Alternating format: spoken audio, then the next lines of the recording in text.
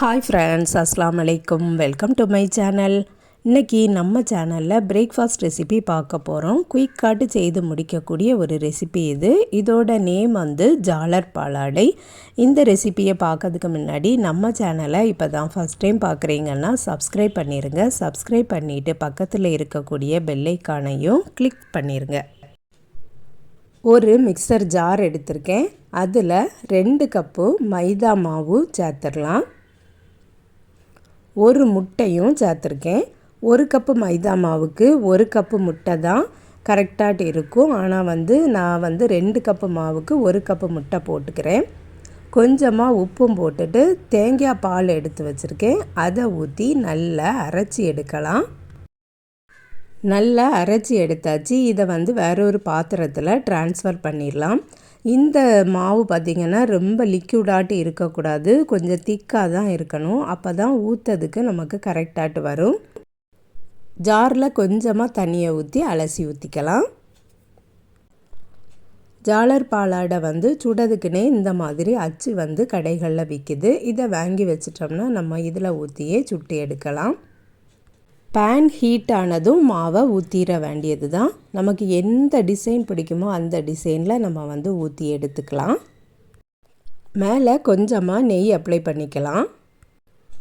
இது ரொம்பவே நைஸாட்டு இருக்கிறதுனால சீக்கிரமாகவே வெந்துடும். திருப்பிலாம் போட வேண்டாம், அப்படியே எடுத்துடலாம்.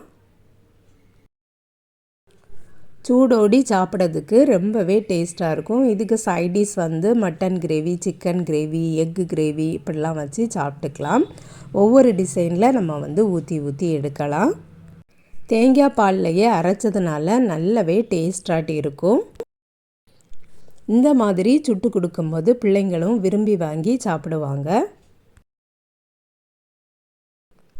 மைதா மாவு, முட்டை, தேங்காய் பால் மிக்சியில் போட்டு அடிக்கணும். பேன் ஹீட் ஆனதும் சுட்டு எடுக்க வேண்டியதான். ஈஸியாகவே குக் ஆகி வந்துடும்.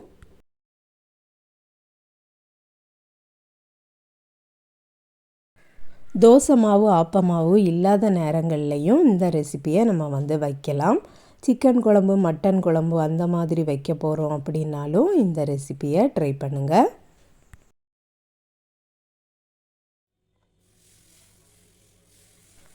இது எங்கள் ஊர்லெலாம் பெருநாள் டைமில் எல்லா வீட்டுகள்லையுமே வைப்பாங்க. அதுக்கப்புறம் கல்யாணம் கழிஞ்ச வீட்டுகளில் புது பொண்ணு புது மாப்பிள்ளைக்கும் வச்சு கொடுப்பாங்க.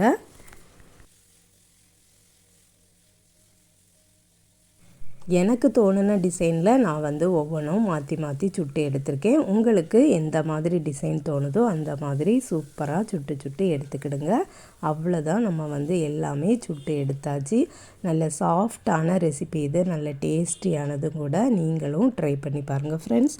இந்த வீடியோ பிடிச்சிருந்தா லைக் பண்ணுங்கள், ஷேர் பண்ணுங்கள். நம்ம சேனலை இது வரைக்கும் சப்ஸ்கிரைப் பண்ணலைன்னா சப்ஸ்கிரைப் பண்ணிடுங்க. நெக்ஸ்ட் வீடியோவில் வேறு ஒரு ரெசிப்பியில் சந்திக்கிறேன். அஸ்ஸலாமு அலைக்கும்.